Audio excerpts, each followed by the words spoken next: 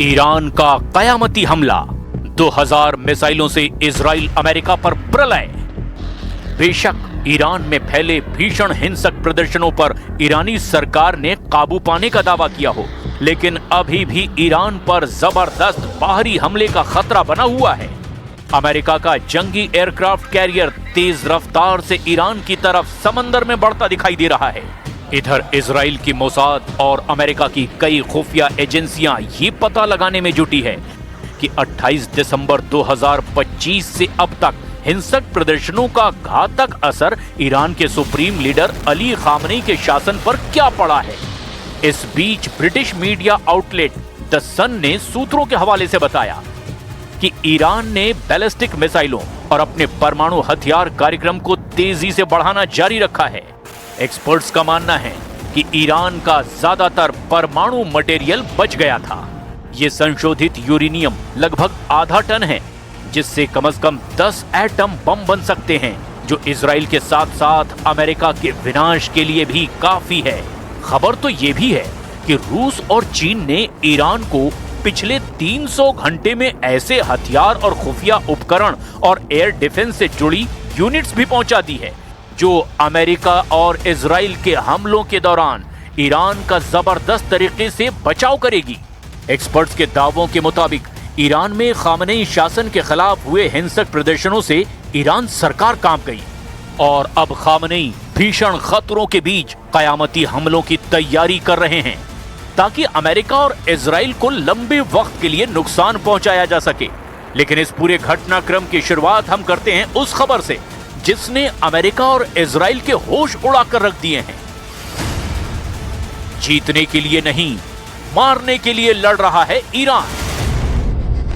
Iran इस वक्त दावा कर रहा है कि ईरान में हुए हिंसक प्रदर्शनों के पीछे इजराइल की मोसाद और अमेरिका की CIA जैसी खुफिया एजेंसियों के एजेंट थे, जो ईरान से खामनेई शासन का तख्ता पलट करने की कोशिश में जुटे थे। जिस वक्त अमेरिका के राष्ट्रपति ट्रंप ने दावा किया था कि ईरानी प्रदर्शनकारी सड़कों पर डटे रहें, अमेरिका से मदद ईरान पहुंच रही है, उस वक्त ईरान ने रूस और चीन की मदद से अमेरिका और इजरायली हमलों से निपटने के लिए कई खुफिया तैयारियां महज 48 घंटे में ही पूरी कर ली थी।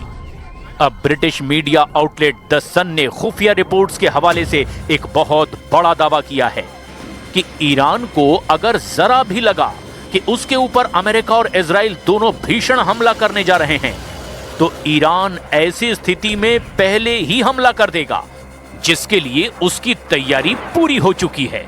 ईरान खास तौर से अपने बैलिस्टिक और हाइपरसोनिक मिसाइलों से मिडिल ईस्ट में मौजूद अमेरिका के सैन्य ठिकानों और इजराइल में मौजूद सभी सैन्य ठिकानों पर एक साथ मिसाइल सुनामी के जरिए हमला करने की तैयारी कर चुका है।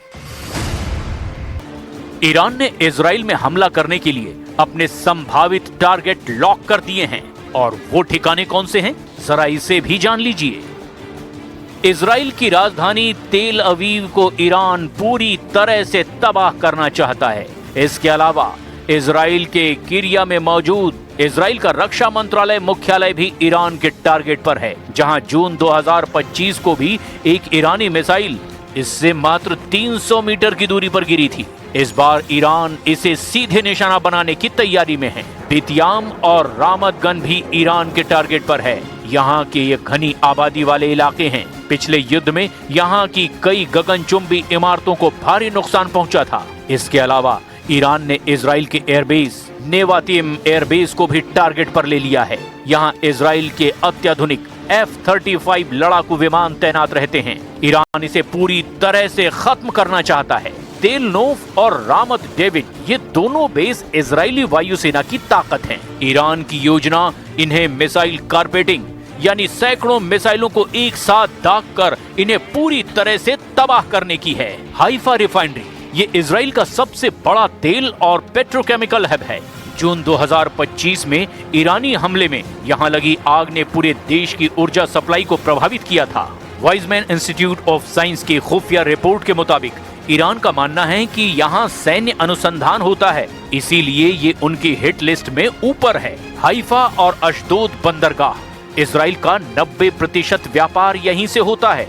ईरान इन्हें निशाना बनाकर इजराइल की कमर तोड़ना चाहता है। इजराइल का इलात शहर लाल सागर के किनारे बसा एक प्रमुख शहर है और ये भी ईरान की लंबी दूरी के ड्रोन और मिसाइलों के निशाने पर है। इजरायली कमांडरों का मानना है कि यदि 500 में से 14% यानी लगभग 70 ईरानी मिसाइलें हमला करने में कामयाब रही तो 2000 मिसाइलों के हमले में कम से कम 280 मिसाइलें इजराइल के शहरों पर गिरेंगी, जो इजराइल का सर्वनाश कर देंगी और इजराइल दशकों तक ईरान के हमलों से उबर नहीं पाएगा। اسرائیل و آمریکا در دنیا به اسم تمدن و دموکراسی و دفاع از آزادی دارن با ظلم و ستم در جامعه نشون میدن. تروریستای حکومتی هستند. اینا با قدرت دولت دارن انسانهای توانمند کشور ما رو و تمام کشورهای اسلامی رو و آزادی خواهان رو ترور میکنن.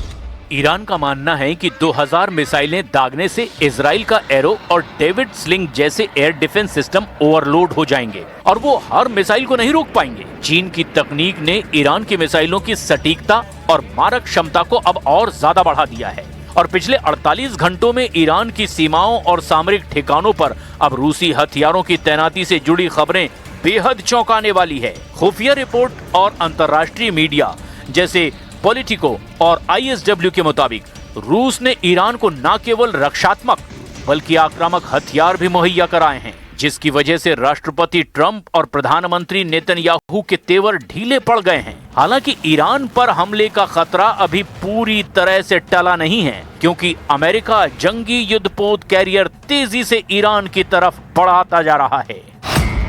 हमले को तैयार USS अब्राहम लिंकन, 100 घंटे में ईरान पर हमला। ताजा सैन्य रिपोर्ट के मुताबिक USS अब्राहम लिंकन यानी कि CVN-72 का मूवमेंट इस समय दुनिया भर की खुफिया एजेंसियों के रडार पर है। 14 से 15 जनवरी 2026 को दक्षिण चीन सागर छोड़ने के बाद ये युद्धपोत मलक्का जलडमरू मध्य को पार कर चुका है और इस समय हिंद महासागर के मध्य क्षेत्र में तेजी से बढ़ता दिखाई दे रहा है। इसे अपनी मंजिल यानी ओमान की खाड़ी या अरब सागर तक पहुंचने में लगभग 4 से 5 दिन और लगेंगे और उम्मीद ये है कि 21 से 23 जनवरी 2026 के बीच ईरान के स्ट्राइक रेंज में पहुंच जाएगा। पेंटागन के सूत्रों के मुताबिक ये युद्धपोत वहां पहुंचते ही हमला नहीं करेगा, बल्कि ये एक सॉवरेन मोबाइल एयरबेस के रूप में तैनात होगा। इसका मुख्य मकसद ईरान को रोकना है, लेकिन यदि ट्रंप प्रशासन गो अहेड का आदेश देता है तो ये वहां पहुंचते ही 24 घंटे के भीतर ईरान पर हमला पूरी ताकत से शुरू कर देगा। USS अब्राहम लिंकन दुनिया के सबसे बड़े परमाणु संचालित विमान वाहक पोतों में से एक है। इसकी लंबाई 1092 फीट यानी लगभग 3 फुटबॉल मैदानों के बराबर है।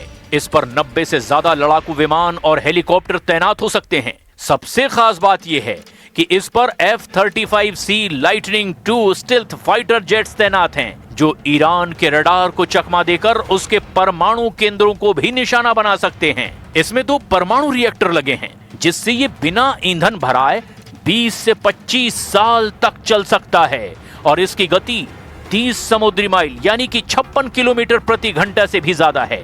USS अब्राहम लिंकन अकेला नहीं चलता, इसके साथ जहाजों का एक पूरा सुरक्षा घेरा और हमलावर बेड़ा भी होता है। इसके साथ USS स्प्रांस और USS माइकल मर्फी जैसे आधुनिक गाइडेड मिसाइल डिस्ट्रॉयर भी हैं। ये जहाज एजिस डिफेंस सिस्टम से लैस है, जो ईरान की 2000 मिसाइलों को ट्रैक करके और नष्ट करने में भी सक्षम हैं। इस बेड़े में शामिल जहाजों के पास सैकड़ों टॉमहॉक क्रूज मिसाइलें हैं, जो ईरान के भीतर 1600 किलोमीटर दूर तक सटीक निशाना लगा सकती हैं। आमतौर पर इस स्ट्राइक ग्रुप के नीचे एक परमाणु संचालित हमलावर पनडुब्बी जैसे वर्जीनिया क्लास चुपचाप चलती है, जो पानी के नीचे से मिसाइल दाग सकती है। अमेरिकी सेना अब सर्ज अटैक की तैयारी में है। इसका मतलब है केवल मिसाइलें ही नहीं, बल्कि B-2 स्टेल्थ बॉम्बर्स और USS अब्राहम लिंकन के विमान एक साथ ईरान के 500 से ज्यादा बहुत ही महत्वपूर्ण ठिकानों पर हमला करेंगे, ताकि ईरान की 200 मिसाइलों को लॉन्च होने से पहले ही नष्ट किया जा सके। Now I hear that Iran is trying to build up again, and if they are, we're going to have to knock them down. We'll knock them down. We'll knock the hell out of them.